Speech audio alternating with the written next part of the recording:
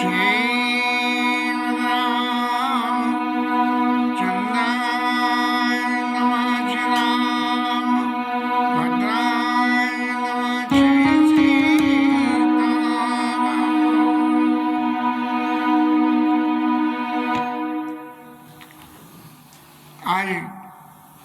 पूरा 1.5 महीना हो गया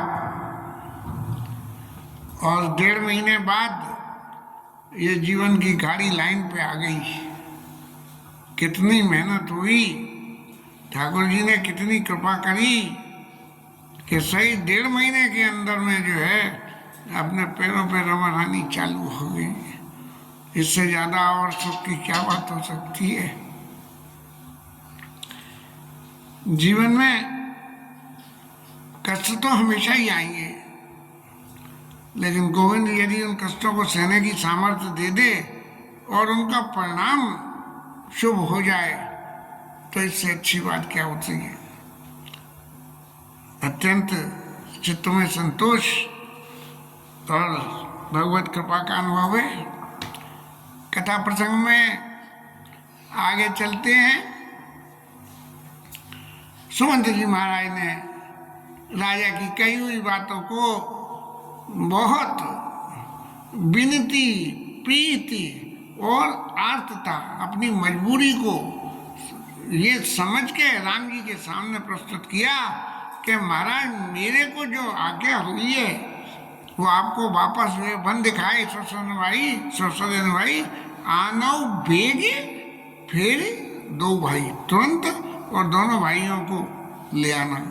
और फिर ऑप्शन दे दिया, जो नहीं फिर नहीं 2 भाई सत्य संग धर्म तराई, तो तुम विनय करिए कर जोड़ी।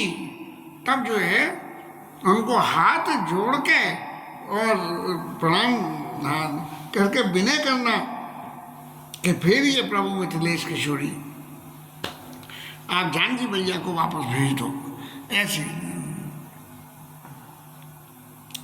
लेकिन राम जी तो जो एक बात किसी से कह दी, रामो दुबे न भाषते, जब वहां कह दी कि विदा मात सुन आवो मांगी चली हूं बनई बहुरी पग लागी, तो मतलब चला जाऊंगा फिर लौट के नहीं आऊंगा, 14 साल तक नहीं आऊंगा। ऐसी मर्यादा राम जी के संग में लागू होती है। अब विनती भूप की न जय बाती और आरती प्रीत न सो कही जाती। सुमंत जी महाराज ने जो राजा दशरथ ने विनती और अपनी आर्तता, अपने चित्त के दुख को जिस तरह से सुमंत के सामने रखा, सुमंत जी ने उस सारी व्यथा को राम जी के सामने प्रकट कर दिया। और पिताजी के उन संदेशों को सुन के पितु संदेश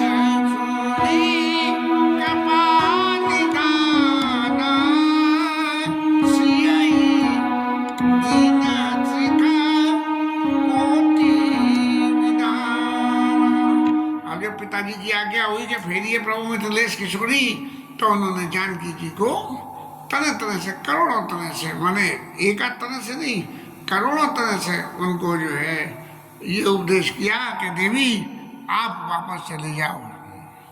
और जितने जब वन में सीता मैया ने संग चलने की कही थी, तो राम जी ने जो उपदेश किए थे सीता जी को, वो राजकुमारी को कहा था, अपनी पत्नी को नहीं कहा था कि राजकुमारी सिखावन सुनऊ और आन भांत जिए जन कछु गुनऊ। मेरी बात का कोई विपरीत अर्थ न लगा लेना, हे राजकुमारी। और सीता मैया मन में विचार करके कह रही है कि ये सब शिक्षाएं पत्नी के लिए थोड़ी हैं, ये तो राजकुमारी के लिए है। और राजकुमारी के लिए तो इन बातों का मेरे ऊपर क्या असर होना है। तो ऐसे ही सासु ससुर गुरु प्रिय परिवार फिरऊ फिरऊ तो सब करा मिट खवारू। देवी, आपके वापस जाने से क्या होगा कि सास का, ससुर का और पारिवारिक प्रियजनों का, सबके चित्त में जो तकलीफ है वो मिट जाएगी। तकलीफ में तो मिट जाएगी। क्यों? कि राम जी के संग जो नाता है, उस नाते से बाकी सब परिवार से नाता जुड़ा हुआ है। सीता मैया ने अपने चित्त में विचार करा कि ये जो सारा परिवार का मेरा जुड़ा हुआ नाता है, वो नाता किस वजह से? परिवार का जुड़ा हुआ नाता मेरे अपने पति की वजह से। क्योंकि राम जी महाराज मेरे पति हैं, इसलिए राम जी का परिवार मेरा परिवार है, इसलिए इन सबसे नाता जुड़ा हुआ है। और राम जी महाराज भी ये कह रहे हैं कि सास ससुर गुरु प्रिय परिवारू, फिरो तो सब कर मिटे खवारू, सब लोगों का शोक मिट जाएगा।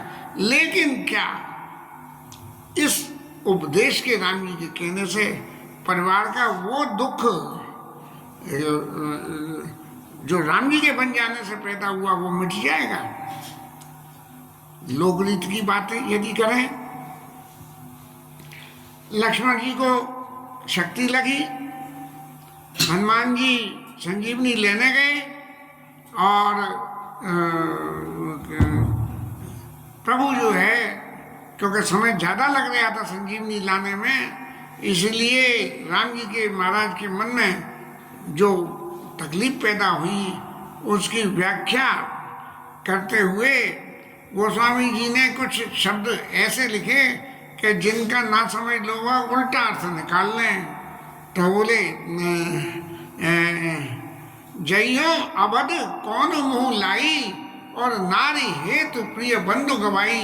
अरे मैं कौन सा मुँह लेके अयोध्या में जाऊंगा कि एक पत्नी के लिए मैंने अपने सहोदर भाई को जो है खो दिया, इस तरह की बात। लेकिन तुरंत गोस्वामी जी ने कहा कि वहाँ एक अखंड रघुराई और नरगति भगत कपाल दिखाई। राम जी जो लीला कर रहे हैं, उस लीला में मनुष्यों की क्या गति है, उस गति का दर्शन ये कराया कि देखो संसार में यदि अत्यंत विपत्ति आवे तो भाई को न छोड़ना, पत्नी को छोड़ देना, ये संसार का नियम है। लेकिन वास्तविक नियम जो पति पत्नी का है, वो नियम इसका अपवाद है। तब उन्होंने जो सुने पति वचन कहत कई के, सुने पति वचन कहत वैने, सुनो प्राणपति परम स्नेह। अब यहाँ संबोधन में राम जी ने कोई भी सीता जी के लिए शब्द नहीं जोड़ा, माने वो जो कुछ कह रहे हैं वो सीता जी स्वयं के लिए कह रहे हैं। लेकिन सीता मैया राम जी के उन्हीं वचनों का, उन्हीं शब्दों का जो जवाब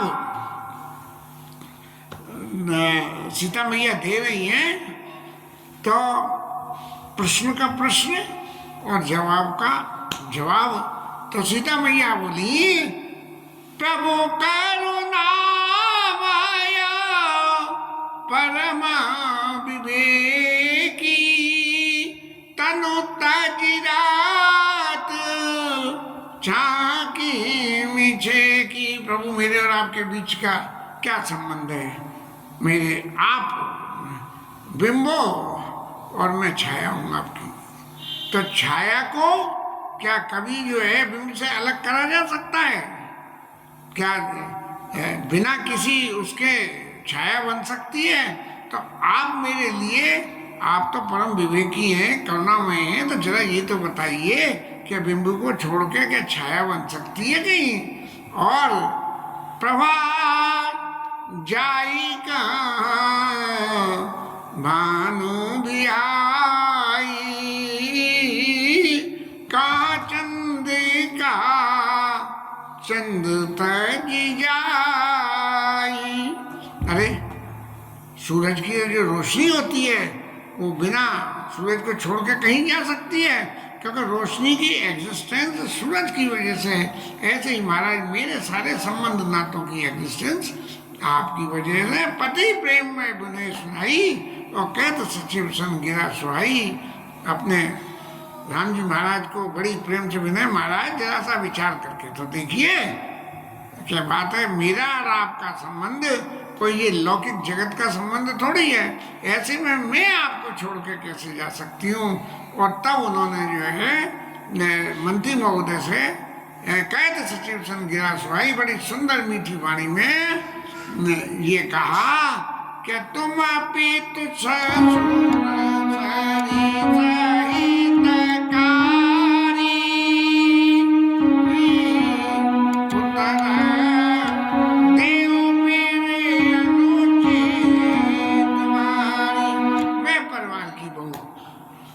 और आप इस परिवार की मंत्री, और मैं आपको किसी कही हुई बात का जवाब दूं, ये बात जो है बड़ी गलत पड़ जाती है। लेकिन मुझे आपको ये समझाने के लिए ये कहना पड़ रहा है, और ये मेरी आर्तता है। मैंने मेरे मन में जो राम जी को छोड़ के कहीं मेरे को अलग कर दिया जाए, इस दुख की जो कल्पना है, उस कल्पना के वशीभूत होके मैं आपके सामने पड़ी हूँ और आपके सामने मैं कह रही हूँ कि आरती बस सन्मुख भयो और बिलग न मानव तात, आरज सुत पद कमल बिनु बादी जहान गिना। महाराज मैं इस आर्तता के वशीभूत होकर आपके सामने आ रही हूँ, जवाब दे रही हूँ, लेकिन सीता मैया ने भी एक थोड़े से शब्दों में ये जवाब दे दिया कि आरज सुतपत कमल बिनु, माने राम जी के चरण कमलों के बिना बाद जहां लगे नात, यहाँ भी और उस लोक में भी राम जी के चरणों के बिना मेरे सबरे संसार के नाते सब झूठे हैं। यदि राम जी से ही नाता टूट गया तो बाकी परिवार से तो नाता अपने आप ही टूट जाता है। ऐसे ही ये जो सबसे बड़ी बात है, जो सीता मैया ने मंत्री महोदय के सामने इतनी कठोर बात को कि यदि राम जी नहीं तो फिर मेरा परिवार से क्या नाता, मेरा कौन है, मेरा नाता तो राम जी के संग है, ऐसी बात जो है सीता मैया ने मंत्री जी के सामने रखी। अब मंत्री जी तो सुन के बिल्कुल दंग रह गए कि देखो आज के जमाने में तो उल्टा हो गया, पति न रहे और पत्नी अकेली रह जाए तो बोले सबरा माल इधर ला दो मेरे पास में। लेकिन सीता मैया कह रही है कि ये मेरे राम जी के बिना ये जगत के जितने नाते हैं मेरे लिए सब बेकार हैं। क्यों कि जहाँ तक कोई ये कहे कि भाई जंगल में बहुत दुख है और राजघराने में बहुत सुख है, तो जो राजघराने के सुख होते हैं वो तो मैंने अपने पिता के घर में खूब अच्छी तरह से देखे और समझे हैं, और मेरे ससुर का घर भी इतना सुख निदान है, हाँ? लेकिन ये पति का घर भी और मेरे पियर का घर भी, ये दोनों ही मेरे लिए पिय विहीन मन भाव न घोरे, मेरे को भूल के भी बिना राम जी के ये सारे सुख सुविधाएं अच्छे नहीं लगेंगे। और सबसे बड़ी बात तो एक है कि राजा दशरथ के गुणों की चर्चा करते हुए सीता मैया कह रही है ससुर चक्र कौशल राहु, मेरे ससुर जो है चक्रवर्ती राजा और अयोध्या के राजा हैं, और पृथ्वी आकाश पाताल भुवन 4-10 लोग 14 भुवन में जो है उनका यश है कि राजा दशरथ ऐसे हैं जिनके घर में राम जी पैदा हुए हैं, जिनको अपना सिंहासन पे बिठाने के लिए आगे हो ईश्वर पटले अलग सिंहासन आसन दे, इंद्र महाराज अपने सिंहासन पे आदि सिंहासन पे आ देते। देवासुर संग्राम में जब दशरथ जी ने देवताओं के पक्ष में लड़ाई लड़ी थी, तब से ये जो है प्रीति इनकी जो गई। ऐसे ससुर जी के घर में प्रिय परिवार मातु सम सासू, मेरी माँ के समान वहाँ सासें भी मौजूद हैं, लेकिन फिर भी आप मेरी एक बात ध्यान से सुनिए, बिनो रघुपति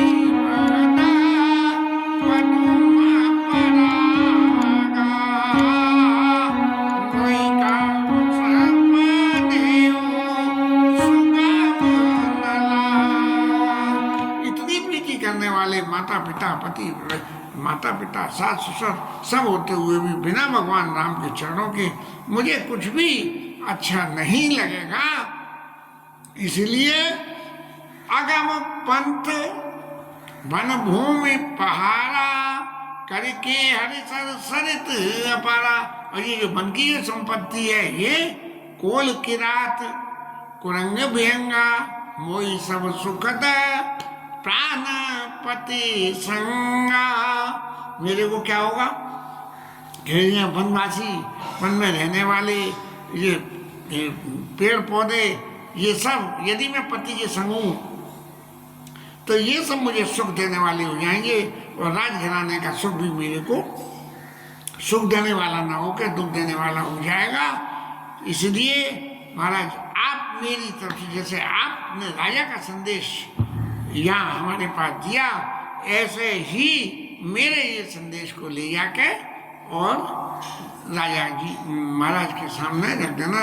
सास ससुर सनमोर होती मेरी तरफ से, और विनय करिए परिपाय, उनके चरणों में गिर के विनय करना। और क्या कहना, मोर सोच जन करिए कछो मैं बन सुखी सुभाय। मैं स्वभाव से ही वन में सुखी रहूंगी, ऐसा नहीं है कि मैं सुख हो तभी सुख मानूं, स्वभाव जनित। क्योंकि सारे दुख तो जो है संसार के सारे दुख तो स्वभाव से पैदा होते हैं। हमारे मन के स्वभाव ने ये कह लिया कि ये चीज खोटी है तो हम खोटी मान लेते हैं। लेकिन मैं यहाँ वन में इन सब चीजों के बीच में रहने के बावजूद भी मोर सोच जन करिए कछो मैं बन सुखी सुभाय। मैं स्वभाव से ही वन में सुखी रहूंगी, मुझे स्वप्न में भी इन बातों की याद नहीं आवेगी। और जब आप कह रहे होंगे घर गृहस्थी की बात, तो घर गृहस्थी संग साथ में प्राणनाथ प्रिय देवर साथा, मेरे देवर मेरे संग हैं। और वीर दुरीन धरे धनु भाता, ये वीर हैं, ये धनु की ध्वजा को धारण करने वाले हैं और धनुष्मान संग रखने वाले हैं। तो ऐसे लोगों के संग रह के मुझे वन में रह के डरने की क्या जरूरत है। नहीं मग समा दुख मन मोरे, कोई लग सोचा करिया जान मोरे।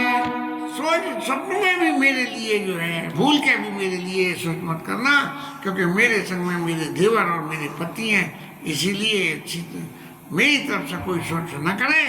ऐसी मेरी तरफ की ये विनती जाके राजा दशरथ के चरणों में अर्पण करना।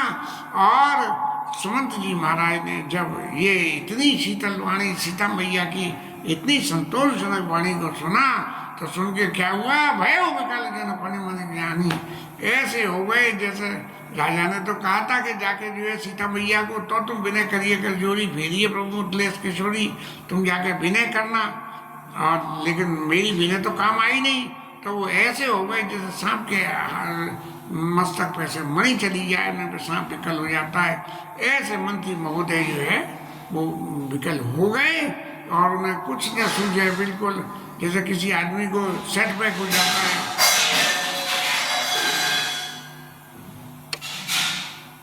सेटबैक हो जाता है। ऐसा सेटबैक उनको जो है, ऐसा सेटबैक उनको हो गया।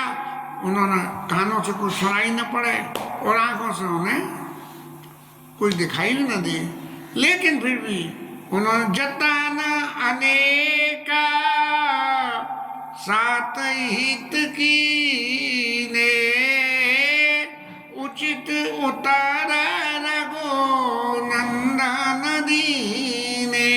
फिर भी मंत्री महोदय ने ऐसी अवस्था में भी अत्यंत साथ ले जाने के लिए बहुत यत्न किए, लेकिन राम जी महाराज ने सारी बातों का जो उचित उत्तर था वो ने दिया। अब मंत्री महोदय की स्थिति क्या थी, मंत्री महोदय की स्थिति तो ऐसी हो गई कि उधर राजा की आज्ञा और इधर राम जी की आज्ञा। मंत्री महोदय बीच में किसकी बात मानो। माने और किसकी न माने।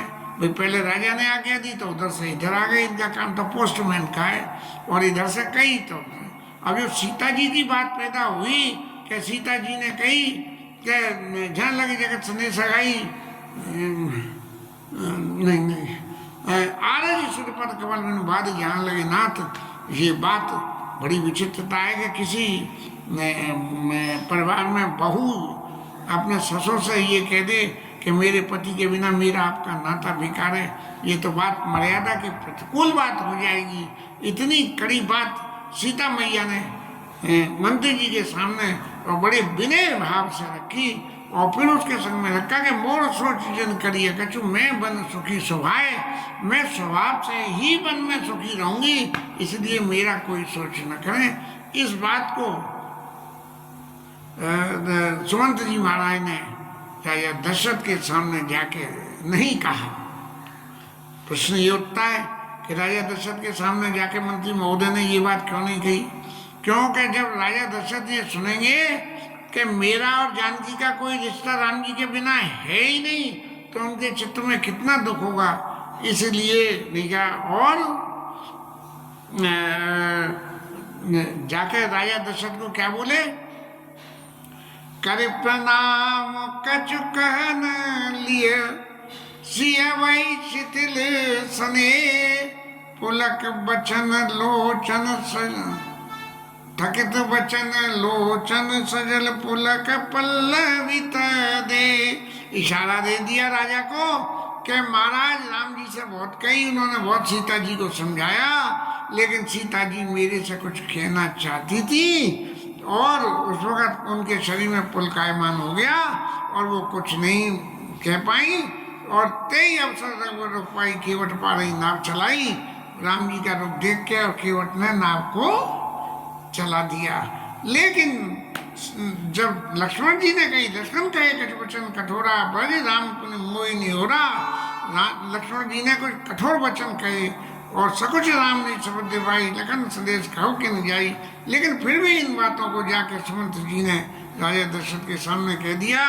मानो गोस्वामी जी ये कहना चाहते हैं कि लक्ष्मण जी महाराज राजा दशरथ को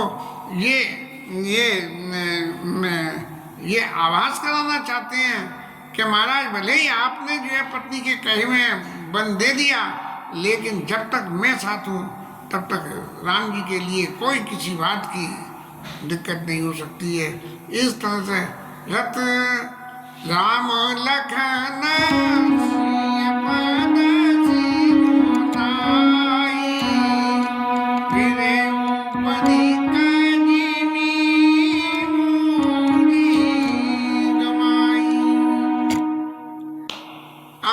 महाराज के पास में तो कोई उपाय बचा नहीं।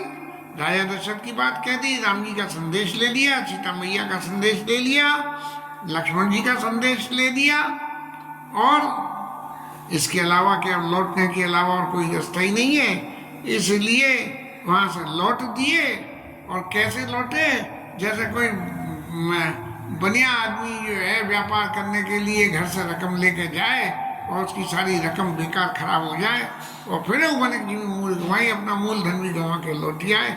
इस तरह से सुमंत जी महाराज अयोध्या के लिए वापस चले और भगवान के वनगमन की कथा के चरित्र को आगे बढ़ाते हुए कल केवट लीला का प्रसंग आएगा। रामायण के प्रसंगों में केवट लीला का प्रसंग और वाल्मीकि जी के आश्रम के 2 प्रसंग और उत्तरकांड में राम जी का पूर्ववासियों को उपदेश, ये 3 प्रसंग मुझे बहुत अच्छे लगते हैं और सतत रूप से इनके ऊपर में जो अपनी बुद्धि कहती है उसको व्यक्त करने का मन करता है, जिसको कल लेंगे। यद्यपि कल मेरी नैया में लक्ष्मण राम गंगा मैया दीने, मेरी नैया में लक्ष्मण राम गंगा मैया दीने। लिए जितना भी याद आ जाएगा उस वक्त भूल जाए तो बात दूसरी है। इसके साथ में ये कथा विश्राम।